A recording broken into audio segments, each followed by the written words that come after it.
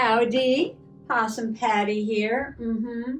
I have a mug of hot decaf chai tea. Yes, I do. This is Twinings, established in 1706 in London. Yes. Saki Bottom Bunch back there. Red's still back there hanging with his nomies. Yes, he is. And Maggie Rose and Pixie are still up front here, but it looks like they've been busy. Yes. A little tiny mushroom journal, only 1 inch tall. I'll show you when I bring you in closer. Yes, I will.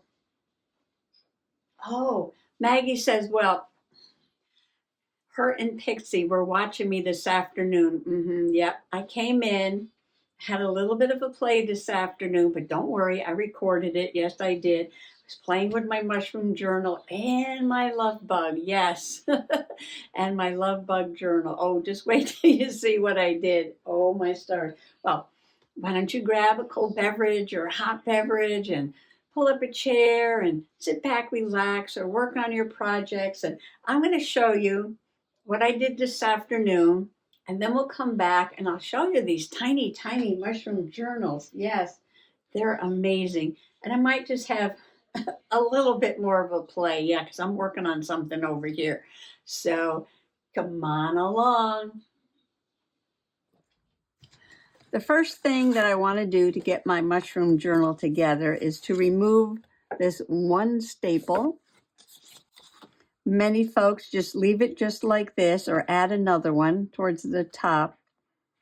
But I'm going to replace the staple with some stitching, and I'm going to do a very simple pamphlet stitch, probably with just some thread. I'm bending these prongs up so when I pull it out, it doesn't rip the paper too much. Still going to be holes there, but that's okay. So I'm going to clip both sides, and I'm going to mark where I want to put my holes, reaching for my ruler here, measuring from the top to the bottom. It's almost 6.5, so I'm going to come to a little less than 3 1/4, maybe 3 1/8 right there, and I'm going to call that the middle. It's a little bit more on the bottom, but that's fine. And then I'm going to come up. I think I'll come up 1/2 inch. 1/2 inch is fine, right? Come up 1/2 inch and come down 1/2 inch. And then I am going to take my pokey tool and put a little hole there. Some people just eyeball this. They don't even measure, because you can get a good sense of where the middle is and coming up and down a bit. And now I need some thread. This is going to be my cover. Should we go with red? Oh, red's the color of the year. Yes, let's go with red. And I'm going to take 4. Oh, this is like 3 strands, but I want 6. This is just for embroidery. That was just some embroidery I was doing. So I'm going to take 1, 2, 3. That's what most people do. I go a little more.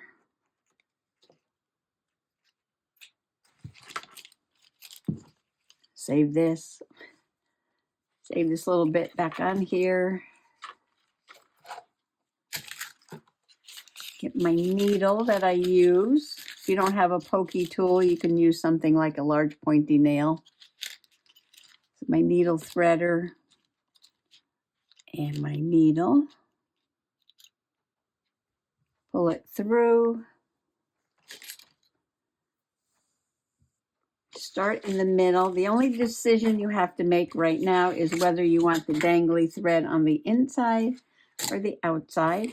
I think I'm going to put it on the outside. So you start from the outside and go in right through that hole and leave however much dangle you want there.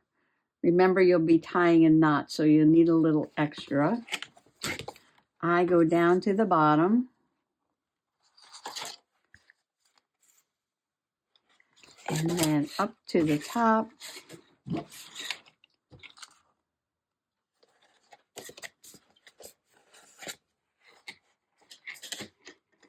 You want this thread to be on one side like that.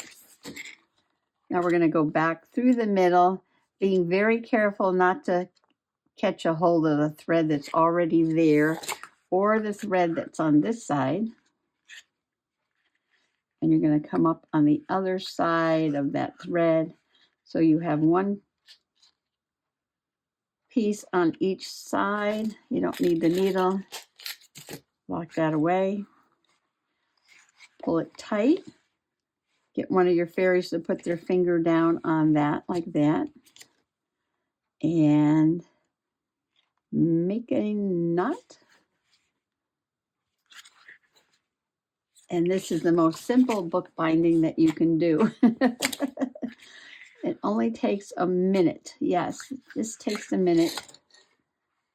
And it is done. Poke a couple holes, put the thread through, and you're done. Easy peasy. Now when you're doing the pamphlet stitch like this is different than when I do my book covers because I do all the pages, one signature and the cover, everything at one time. So that works out really well. Goes very quickly. I'm moving my little clips here. Take them over there so I don't lose them. And that's it.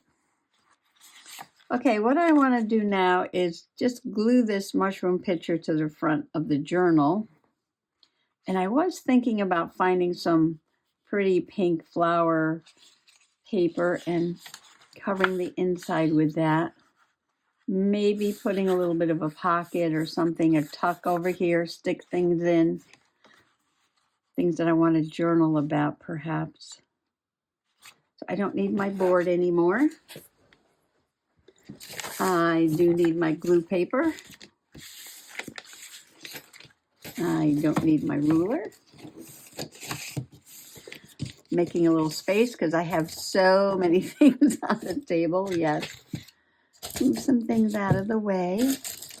Okay. And this is shiny, but I'm going to try glue stick. I could put it on here. This is a little bit more matte. With a little Fabri-Tac around the edge.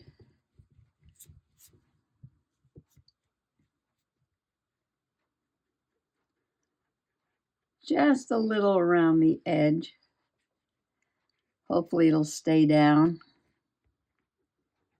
All right, we'll put a little in the middle. I'll just put a little in the middle. Okay, get my mushroom.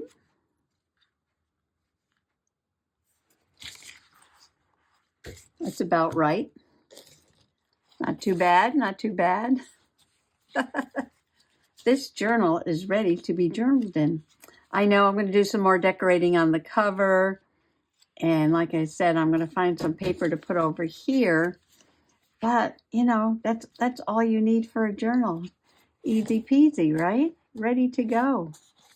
I'm not going to add fancy papers and pockets and tucks and tags and clusters, all that, because I'm going to be journaling in here. And whatever I put on the page for the day, that'll be the decoration, right? So these are foundation pages. And these are probably going to be mostly all covered up. I bet you they will be all covered up. I don't see anything I might keep here except for dear somebody and write a letter, right? This is interesting. Stewardship and conservation, though. The mushroom-shaped journal is ready to go. We might have some more play in this later. I'm thinking about putting some charms on here, but I might do that at the end because I learned that if I do it right now, Let me see. I have a journal here now. A couple of my journals, I have things. Oh, wait. Because if I add things right away, when I go to work in the journal, yeah, everything's there. You could put like a cushion or a pillow, which will stabilize everything. That's fine. Or you could just wait to the end and add it on. I might do a little bit of both. I have a window I want to put here. It's just a sticker, but I want to cut it out and put a little face inside. I'm not sure whose face is going to go in there. Pixie, Maggie, Ruthie, Angela, maybe a gnome, maybe a troll. We don't know yet. Yes, we don't know yet. All right, now there's a whole bunch of different things I could work on. But what's on my mind right now is this. So I'm going to move my bookbinding tools out of the way. All right, we are rethinking the love bug. Yes, we are. As much as I love the love bug, and I know I still got stuff here. Move that. As much as I was going to use the soup box, put that on there. I am totally loving this paper that my sister gifted me for my birthday. Yes. Yes.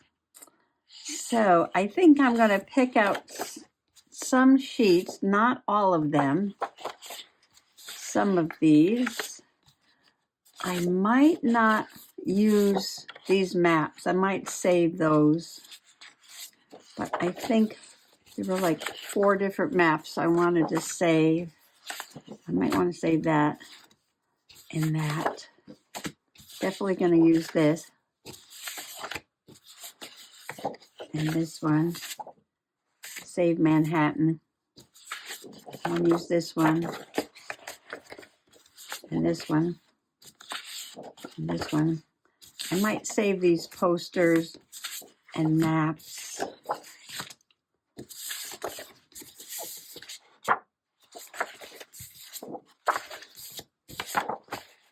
So we have 3 signatures with 4 sheets in each. Okay. And these are going to be the signatures. And I think this will be plenty for a little journal. And I'm going to save these. I'll use them in the journal or in a different journal.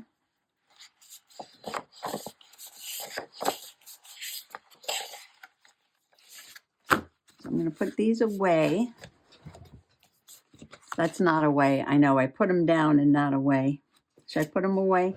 Away is going to be in the bucket right here. So it's decided. These are the signatures. Like that. This is going to be the cover. There's so much stuff here. I might need a bag to put this stuff in. This is going to be the cover like this. And I'm going to make it soft. So it's not going to be a hard spine. But it'll be 3 signatures. And we are going to go, we're going to go full Tim Holtz on this. Yes. A little bit vintagey, a little bit grungy, a little bit, yeah, not sparkly. And that's the plan. That's the plan. So what if I put this with this? I've got to go back into the drawer where the fabric is and get some cotton batting. And, ooh, maybe some fabric too. Cotton batting, fabric, sew it all together, and then put the car on. But it's not going to be sparkly. So all that work that I did, and it's not work, it's just play. I'm going to cover up this sparkly purple. I might take these sparkly sequins off. I might. Okay. What I'm going to do is, I'm reaching. I have some sanding blocks here. And this is very gritty. And gritty's good for vintagey, right? Gritty's good. So I'm going to take some of this off in spots, not everywhere, you know. Now this is just silver Sharpie. And just by doing this with the sandpaper, gives it a little vintagey look already.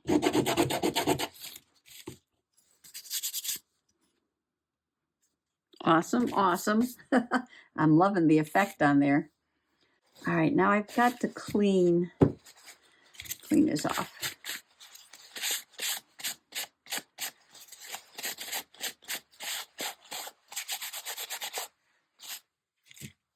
Oh, you know what? I wanted to do the tires a little bit. Scruff them up. Can't be driving around on brand new tires. Oh, that works good. Giving it a worn edge. I might have to do a little bit of this after the final coat of paint. Gotta get that dust off of there. And this is just water. I'm just using a damp rag to pick up some of that dust from sanding.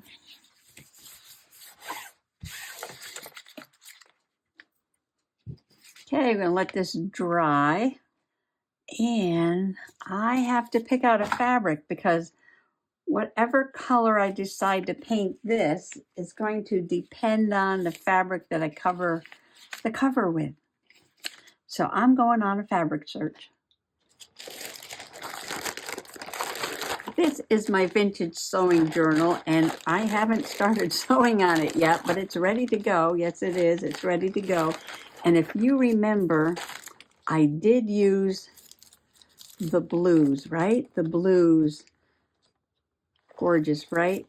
So I just need to start sewing on this.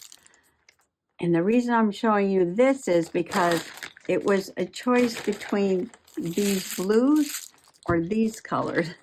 And we chose the blues. We chose the blues. And what I did not choose was these. But I think these will be perfect for this journal. Yes. I think these colors are going to go really, really well for this journal. So, and I have enough because this is a big piece. I think I'm going to give the car a little bit of a burlap background. I'm going to lighten this up. I can put a little bit of this on the spine. And I can use the pink velvet on the inside. Yes. Maybe this does need a bag. Let me get a bag. Stay organized, stay organized. These are my hefty jumbo. And they're perfect for 12 by 12 scrapbook papers. And I like to organize my ephemera for each journal in a separate bag. So this is all fairy stuff. I have 2 bags for the vintage sewing journal over there. And so this will be for this will be for this journal. Can I fit this in this way? Let's see. Let's take it apart. No, fits in. Okay, so there's my cover, my signatures. I don't need these 2 things right now. I'm going to put them in that bag and focus on these colors and this color. Now this color, like I said, is going to go behind the car. I love how the texture of the burlap is going to look in the window and in the word love. But I want to lighten the car up so that it pops off this darker green burlap. I took out titanium unbleached, just like an off-white. I got some burnt umber. And I've got some alizarin crimson. Now this I'm going to add with this. Just a touch of it, lighten that up. And I'm going to add a touch of this in places. And I'm going to put this on the car. But all my brushes and water are in the other room, so I have to go get those. I'll be right back. Take a little bit of the titanium and a little bit of the burnt umber. I'm just going to wet my brush just a tiny bit. Well, it's a good thing I did because it's dirty. A little bit of pink in there. Thought I washed this good. Oh, pink's not going to matter. Pink won't matter. And I'm just going to mess this up. I'm going to mess it up. I want it to be lighter. And I want it to be grungy. And maybe even have some of the purple showing through in spots. I want it to be darker in some places and lighter in other places. So I'm just going for more of a neutral color and something that's lighter than the green burlap there. I think the off-white goes better with that fabric. I might put some more on there, see. Get a little bit darker at the edge there.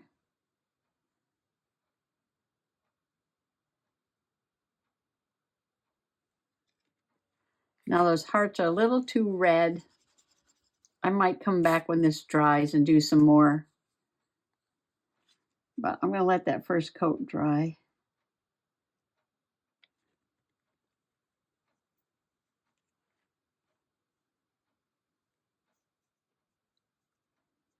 I'm just messing it up. Well, it wasn't perfect to begin with, but yeah, I'm trying to mess it up. Something like that. So that will sit on the burlap, about that much. Probably fray the edges. And put that down on this fabric. Yes, so that's going to be it, just like that. I might add a little more color, but then start taking color away with the sandpaper again.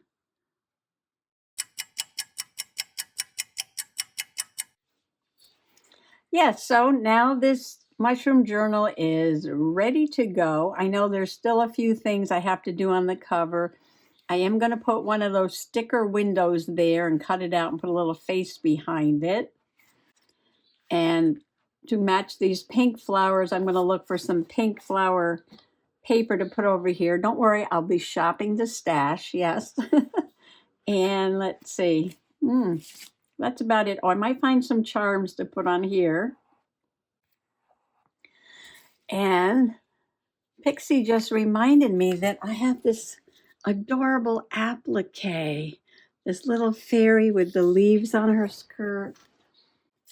And I'm not sure what I was going to use this on, but I think she just might be adorable right there. Yes, she just might be really adorable right there. Maybe I was going to put her in a slow stitch or something, but I don't like saving things. No, I like using them. So I'm just going to put her right there. Yes, I am. And it's got that like plasticky stuff, like maybe you iron it on and that glue melts on the fabric. But that's not going to happen. So we're going to try putting her down with some fabric tack and see if that'll hold. And I'm going to put her right on the steps. She's coming out of her magic mushroom fairy house. Just like that. Ooh, I love it. Aw, yeah. She's got a little pet snail over there. And I'll be adding more things to this as we go along, but it's got a good start, doesn't it? Yes, it does. So I'm going to put this aside and let that dry. And as you saw from earlier, I picked out the fabric and I'm going to use the muslin. And I'm in the process of painting the car. The little love bug car. I was waiting for it to dry so I can put some more paint on there. I love the hearts that are looking a little more vintagey and dimensional there with the added paint and that little bit of sanding. But I was thinking of adding on some of this rusty red. It is called red oxide. And that's rust oxide. Ferrous oxide is your rust. But I want to put some little rust on my car because we're making this sort of grungy, vintagey. And that'll be it for today. Yes, I still have piles of things here I'm working on. I'm adjusting the pile right now because it looks like things are about to fall down on top of the where I'm painting here. That's not doing it. Fake. Oops. I'm glad you can't see what's going on over here. All right. Okay. Relax. Okay. Now, do not put your tea next to the paint water. Oh, I should do a dry brush, right? Let's see. What will a dry brush look like? Like the car is starting to rust out, right? I am just having fun with this. Yes, I am. Well, I did have a lot of fun putting on the purple sparkle. Blame it on my sister. Yeah, she had to go and give me the Tim Holtz. You put a little on, you take a little off. It's all good. Yes, it is. It's all good. I can't wait to put the sandpaper back on here, finish it up. I'm just putting a little bit more of a highlight on this heart here. And I want to put a little bit of the darker red, like a shadow.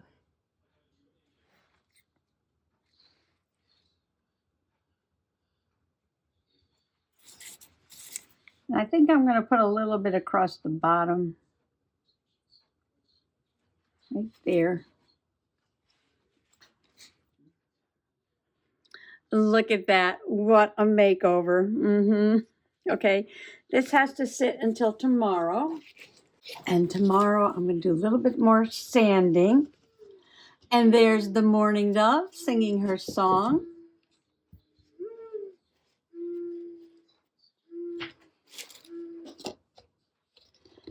And let's take a sip of tea and look at those tiny, tiny journals. And this is Maggie's tiny, tiny ring-bound journal. M for Maggie Rose. And she's been working with her tiny colored pencils. Now this drawing is less than an inch tall. And she made a really fancy little bird. Oh, she's telling me that this is going to be like a nature guide. Yes, she said it's a nature guide. And this map is showing you the territory where you can find this little bird. She said she's going to give it a name. But all that pink. So it looks like you can find it throughout the U.S., southern Canada, and northern Mexico. She said that's right, yes. Well, I can't wait to see what you name that bird. It's very fancy, yes. And this is her tiny mushroom journal. And, oh, this looks familiar. Fishing lures. Oh, they made it out of those scraps that I left on the table from when I was cutting the paper for my mushroom journal.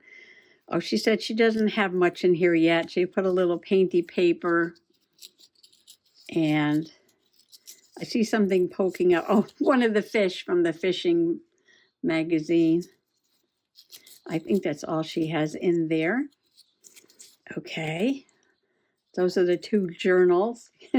Since I'm working on so many journals at one time, yes, I think the fairies have decided that they would like to play in more than one journal at a time, too. Okay, Pixie. Pixie says, well, now I have to share her journal. And she's been working on this one for a while now. And originally this was made from a toy catalog. I think this is the Amazon toy catalog. And I can see that she put some ribbon in there. Oh, that's cute. These are little bits that came off different papers and trims that I was using in my journal. Oh, she said she's not going to cover up her favorite images like Care Bears. Oh, look, she put a saying. Yes, a positive saying. One who knows how to enjoy life does not need riches. So true, Pixie, yes. And we're working on no spend right now, aren't we? Yes. We're enjoying ourselves without spending money. Oh, here's a bit of that hanky I used the other day on my sewing, on my vintage sewing journal. Now that makes a good edge for the page. Oh, and here's a gold transfer I did. They just pick up the little scraps they find on the table. Oh, and there's those happy trees I did on my Bob Ross page. And we did this one the other day. Oh, and here's a picture of one of the gnomies. Oh, that's Red. Hi, Red. Red, you've got your picture in her journal. Yeah, she says they've been sitting on the table together for a while now. They've gotten to be really good friends.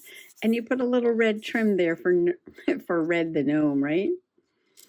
She said she didn't want to cover up the pictures of Peppa Pig. I said, okay. And she likes these. Oh, you put an elf in here. That's cute. A little Christmas elf is in here. She said she likes these squishy toys. Oh, a pocket. Look at this. A pocket. And what's in the pocket? She made a tiny, tiny little tag with fabric. Oh, and another picture of fish from that fishing brochure that I'm making my mushroom journal out of. She says she wants her journals to be a little bit more interactive. Well, I love that. Yes, I do. Oh, and a picture of the Valentine little junk journal there, SpongeBob SquarePants. Oh, and you put some hearts. Aw. And a Care Bear, she said she's not covering their pictures up. And there's Peppa Pig. And I think she did this page a while ago. These little bits are left over from different things that I was doing. Well, that's good. The scraps aren't going to waste. I see little pieces of scraps here and there throughout the journal. And she says she hasn't done much journaling in the mushroom yet. Oh, she's got a little tiny, tiny rabbit and little tiny, tiny roses. Some painty paper scraps, and I think that's all that's in here. Let me check. Yeah. She said she'll be, oh, look, a fish. A fish. Oh, Maggie took the fish and put it in her journal. Well, maybe there's some more fish around here left over from that fishing brochure. You're going to have to look in the upcycling bucket. Yes. Okay. She said she'll check the upcycling bucket and put a fish over here. Oh, she said, well, maybe she'll borrow Maggie's colored pencils and draw a fish. Well, that's a good idea. Yes. We all need to do a little bit more sketching, don't we? Well, those are just two of the WIPs. Yes, the works in progress that are on the table right now. I've got a pile of them sitting there. Yes, a pile of them sitting there. Lots of play coming up. Lots of play coming up. Even the ladies on the table now have two journals each that they're working on. And yeah. Oh, And Red says he's saving up for $5. Yes.